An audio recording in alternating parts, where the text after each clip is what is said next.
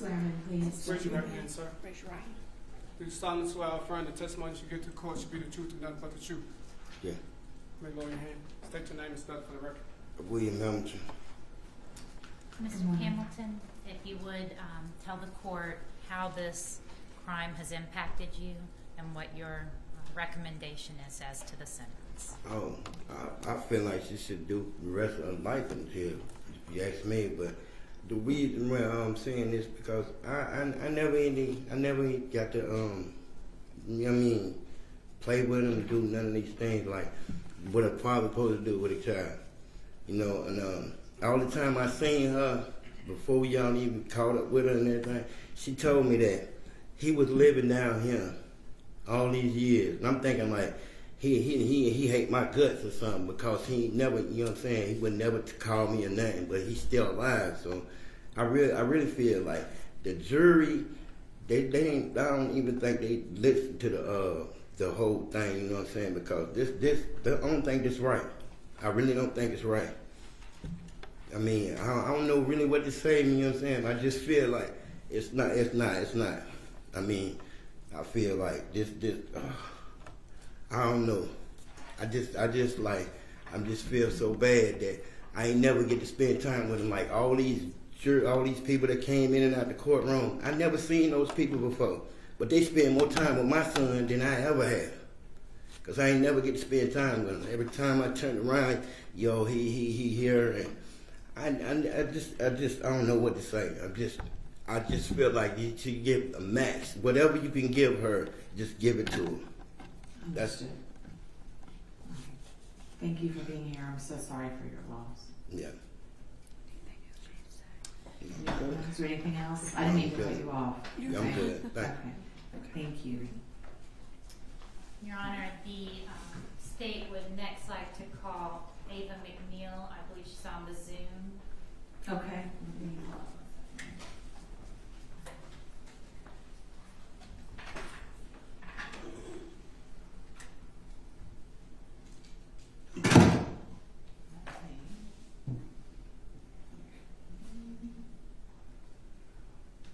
Okay. All right.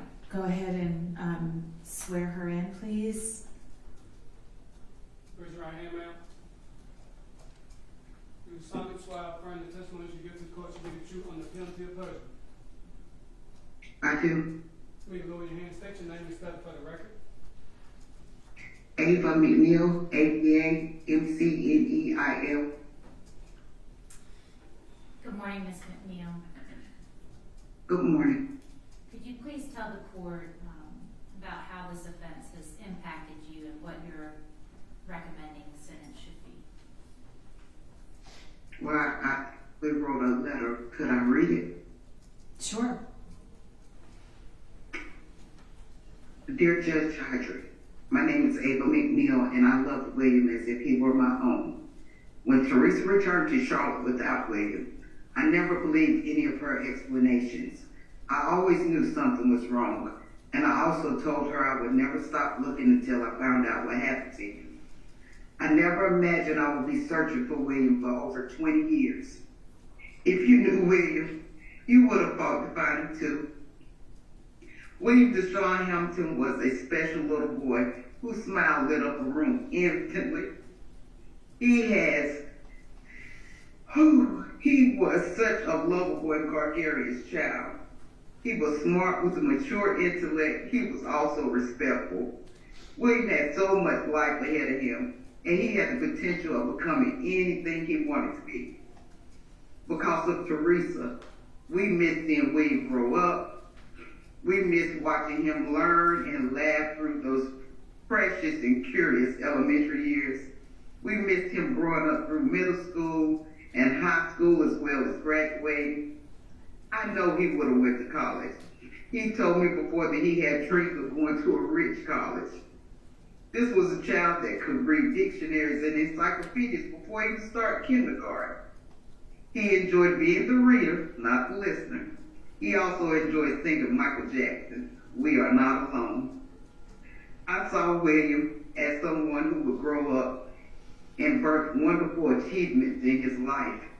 A doctor, a scientist, maybe even a lawyer. If you knew William, you would agree with me without a doubt. William was like a little old soul in a little man in a boy's body. He had so much love to give. I believe it's a huge loss to the world that his life was cut short.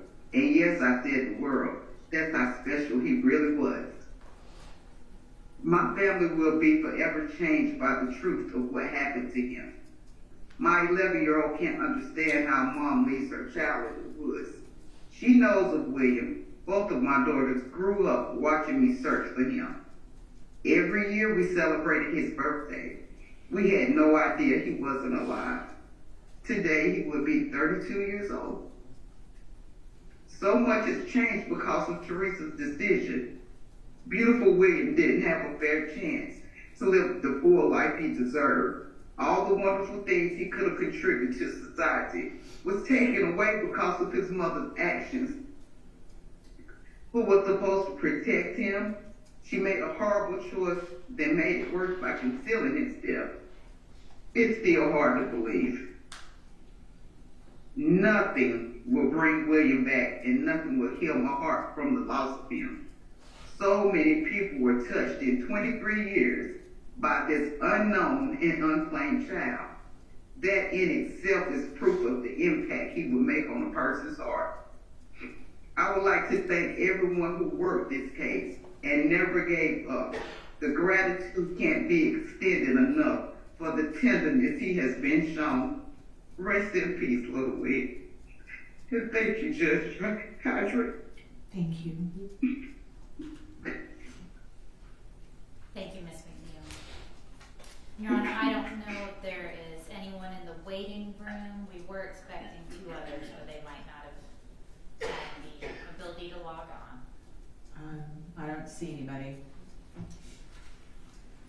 Your Honor, back when discovery was served, the state did file its written notice of its intent to seek recidivist punishment under OCGA 17-10-7A. The defendant does have a prior conviction from 1994 for manslaughter out of North Carolina. A certified copy of that conviction was provided to the defense as well. I'm tendering that into the record now, Your Honor, State's Exhibit 1, if I may approach. Yes, please.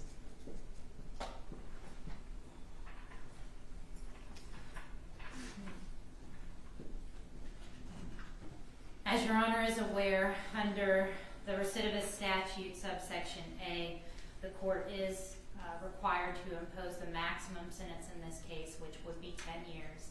However, the court does have discretion to probate or suspend a portion of that sentence. There is a range.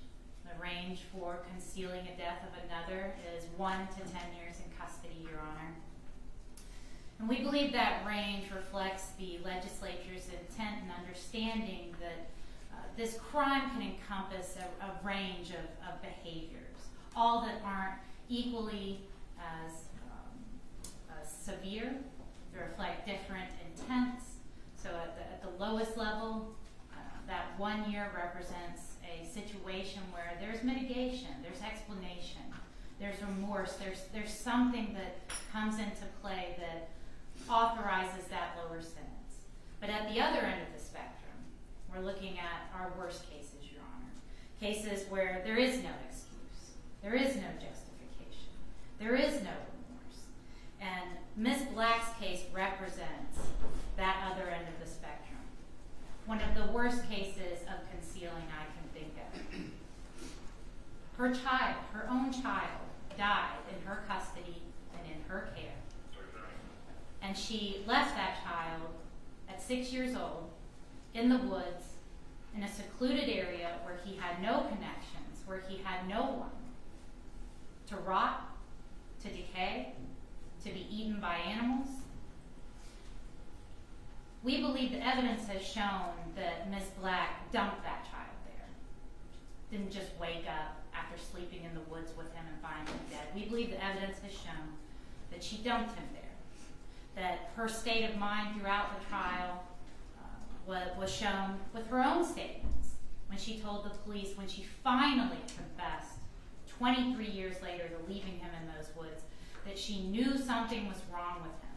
When she said over and over that people would think she had done something to him. And that is why she left him there, Your Honor. She did it to protect herself. She did it to protect herself from crimes she believed she would be charged with, because she knew that she hadn't taken care of William and that she was responsible for his death. There has to be a consequence, a severe consequence for people who manage to cover up their crimes in such a way that these victims don't have a voice, that in death they cannot tell the experts, law enforcement, what has happened to them. The only reason the cause of death was unknown in this case is because of the actions of Teresa Black. And she showed no remorse afterwards. She continued to live her life here in Atlanta afterwards, lying to everyone she came across, trying to benefit off this child's death by filing for child support in 2002 against his father, lying to her husband, finding someone to put on the phone with him, acting like this child, telling people he was living a life in Atlanta with children. This family, the whole paternal side of the family, went all this time thinking William didn't want anything to do with them, that he had no interest in a connection with them and a life with them. And they've only just now found out what really happened, and they are just now allowed to grieve and go through the loss of his death. Finally able to bury his body.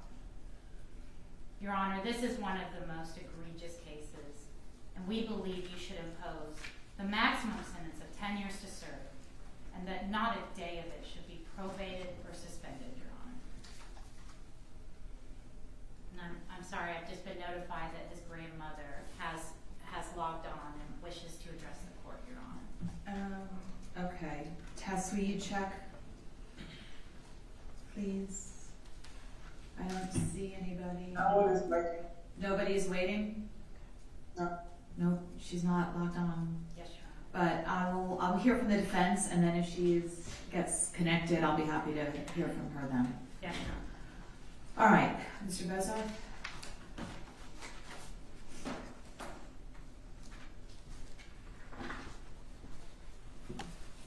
Thank you, Your Honor.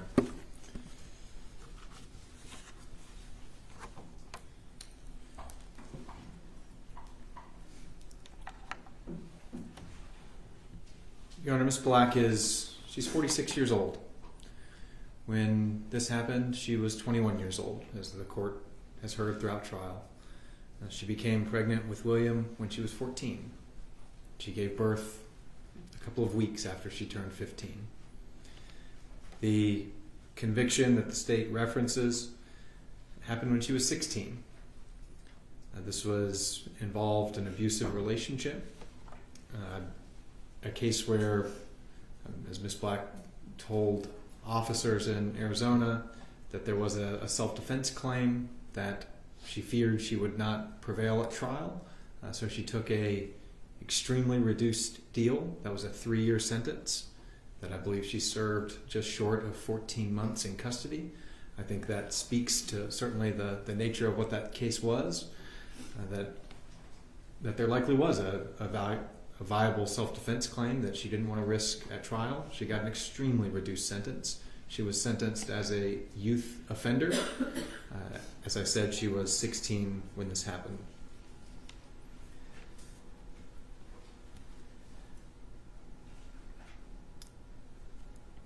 Leaving William in those woods was the greatest mistake of Teresa's life. She has held that regret and the shame and guilt of that for 24 years, 25 years. She has not moved on from that guilt or shame, and she never will. She has, however, moved on from the circumstances of her life. In 1999, she turned to drugs. She turned to sex work. She was in a terrible place. Even after William passed, she was in a terrible place. she has worked to get her life on track. And she has. She has raised a daughter who loves her very much and is extremely involved in her life directly and has been for her entire 18 years. Ms. Black has saved money for a college fund for her so she can go to college if she would like. She's 18 years old. Teresa has wanted, as best as she can, to shield her family from the mistakes of her past and from this incident.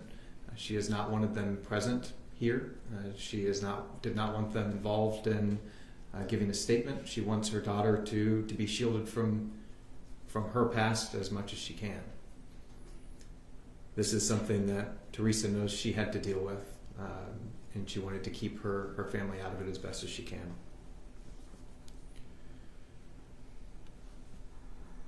She has shown who she is through the last more than 20 years as she has moved on with her life. She has gotten a good job, a job that initially took her to Alaska. Then that same company moved her to Arizona. That's why she was in those states. It's called Crescent Electric Supply. I believe she worked there until this arrest for over 11 years. We are asking the court to sentence Ms. Black with a sentence that fits her conviction here and not the indictment as it was originally charged. She has shown that she is an exemplary member of society in the last 20 years of her life. She has shown who she is as a mother in raising her daughter.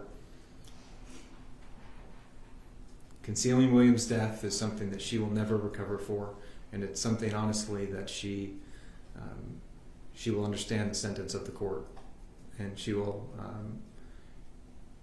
in Teresa's mind, that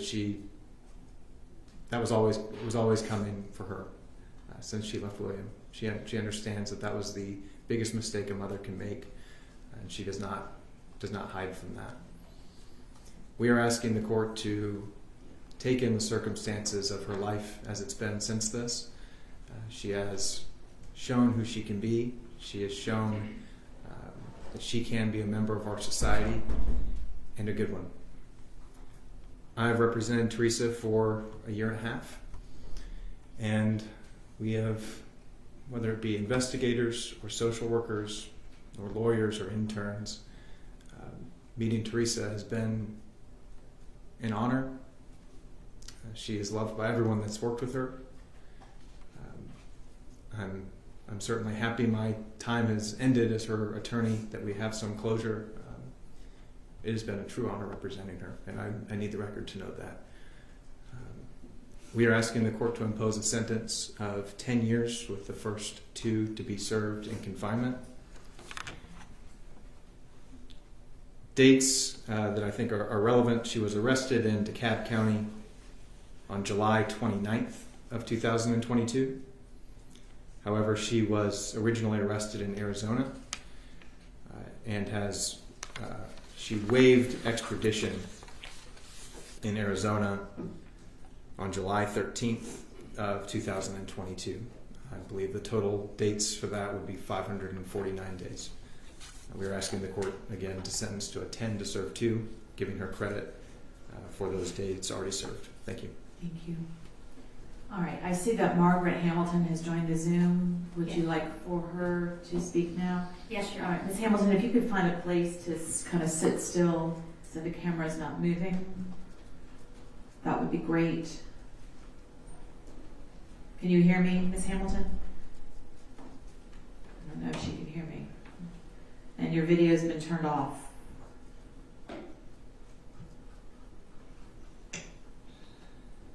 Your Honor, you're muted. I don't know.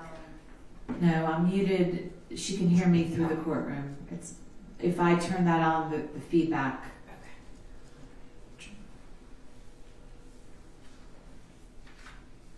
Ms. Hamilton, if you can hear us, can you please turn your video back on?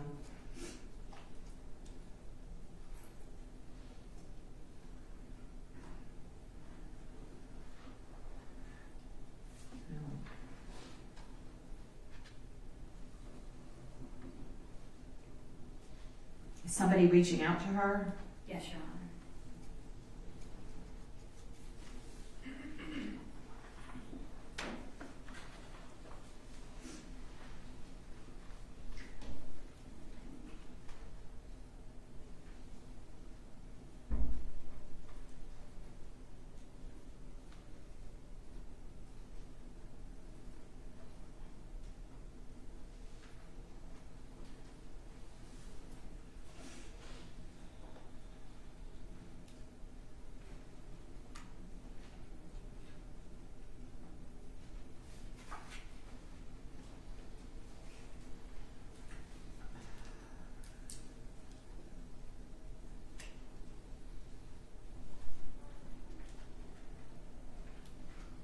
Any luck? She's trying to do it now.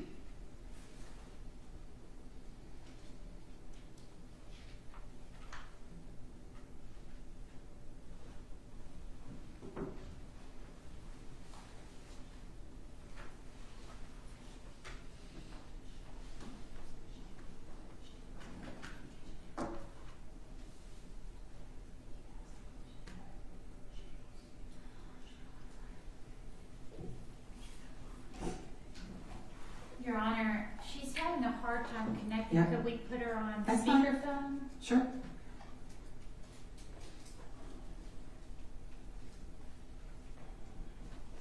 Wait, there she, her video's back on now. Miss Hamilton, can you hear me? No. All right, just do it on the phone.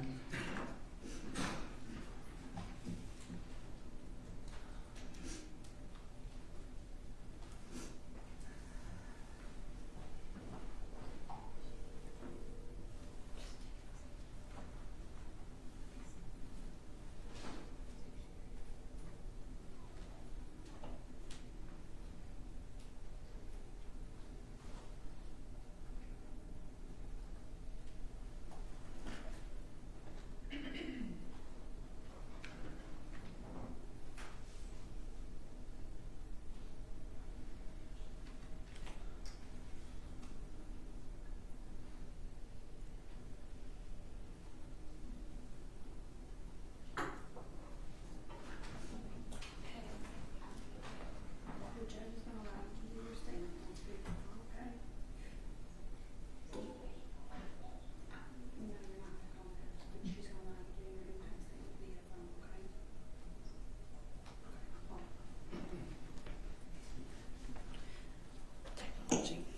All right. Miss Hamilton, Yes, ma'am. you can hear me. Okay. We're going to go ahead and swear you in. Ma'am. Wait a minute. Yes, please. Raise your right hand, ma'am. You solemnly swear or affirm the testimony you should give to the court should be the truth and nothing but the truth, so help you God. Yes. May you lower your hand and state your name and spell it for the record. Margaret Hamilton. All right. Thank you, Miss Hamilton. Go ahead and tell me what it is you'd like for me to consider. I'm at the court's mercy for my grandson because I don't understand what has really happened. And it's really, right now, it's really got my heart all confused. And I'm really upset. I've been crying ever since I left there, actually. And if there's any way that he could get, there could be something done for him being missing and lies being told and being sent on a journey looking for him, and there's no little William. You make up stories about him. You've told lies about it. You had a new child. So I would like to know, why did you leave Charlotte, North Carolina, when you had a place to live, and come to Atlanta, Georgia, and have nowhere to live, and that's where he ended up dying? It's hard on me right now. I do have a heart condition, and I've been dealing with this the best way I can. I've even had to call my psychiatrist and talk to them. I haven't really been able to sleep.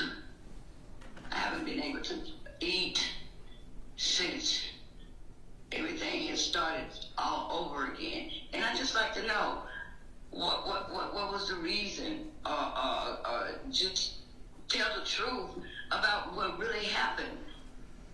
You know, because life is, God give us life. It's not man to take it away. And she told so many lies about the thing that, what is there to believe? You know, I understand everybody got feelings. And somewhere along the line, in my heart, she lost her feelings. My grandson is gone. And I'll never get to see him grow up and be a man. It will be 32 years this year. I mean, I just like somebody to make me understand exactly what I'm supposed to do now that my child is gone, and we know he's gone, and his mother still won't accept the fact that it was her fault. You leave a place where you have everything going for you, and go to Atlanta, Georgia, where you know nobody, and you lied and said his grandparents was there, and I am the grandparent, and I've never been there until I came for the court. So I'm stuck between a rock and a hard place right now. Hello? I understand. I hope you get some help for the issues the residual issues that you are left with as a result of all this. Yes. But thank you for being here today. Thank you for having me. Of course. But it's so hard, though. I mean, since I've been home, I have not been able to eat. I have not been able to sleep. It's been hard on me. I know I'll never get to see him again. But it hurts so bad. It hurts so bad when she could have just left. Instead of telling me I can't see him, you just should have left him with me. That's all you had to do. And if you felt like it was something you needed to do for yourself in your life, all you had to do is just go ahead. I had that. I could have handled every bit of it. If I could take 6 at a time, I know one wouldn't have hurt me at all. All right. Thank you so much.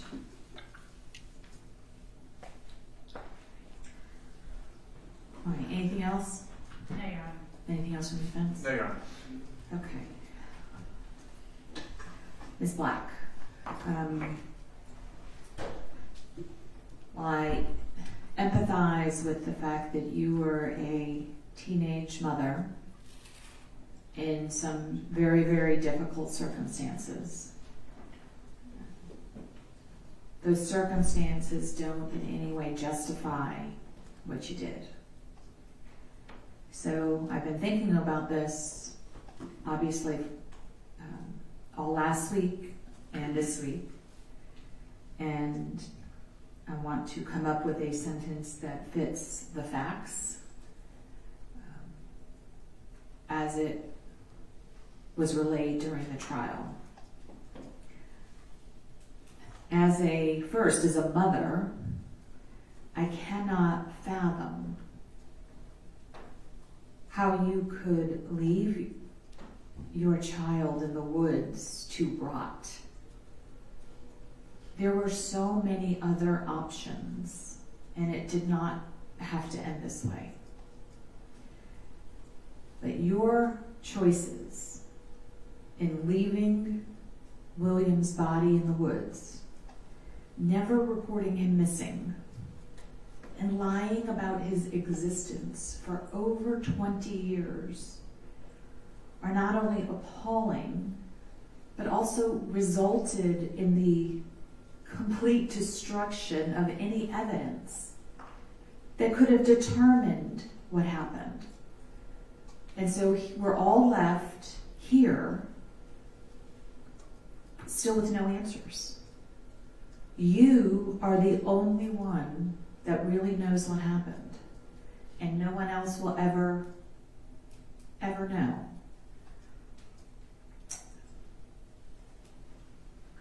So, given everything that I have heard, I am going to sentence you to 10 years to serve. You will get credit for the 549 days you've already served. And I believe that sentence, I mean, it is the most I can do under the law, and I do think that it fits the horrible facts of this case. So that's the sentence, and we'll need y'all to sign off on it after it's printed out. And you're gonna have to live with this every day for the rest of your life.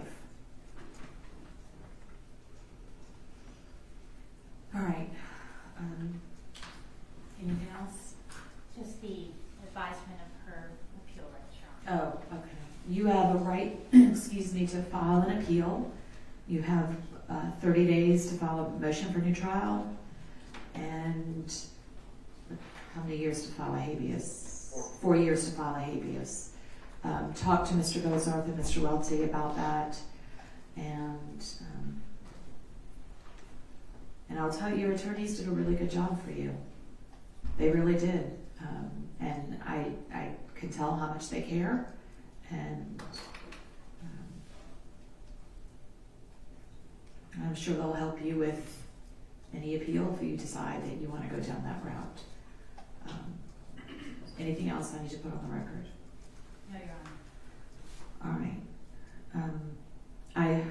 To the family of William, I hope you all get some closure from this, albeit you don't really have all the answers. But hopefully you'll get some closure and everyone will be able to move on. So, good luck to everybody. All right. I still have a couple other matters on the morning calendar.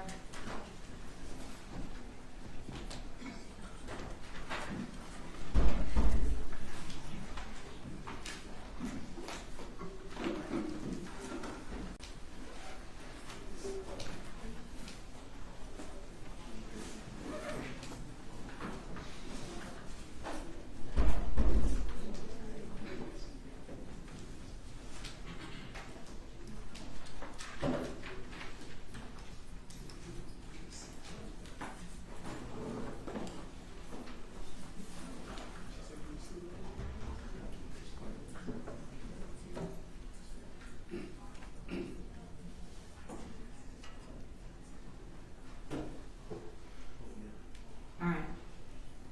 Any updated announcements? Mr. Donaldson? Yes, Judge, and I'll ask Mr. Walton to confirm this, but we were speaking about Mr. Luce, who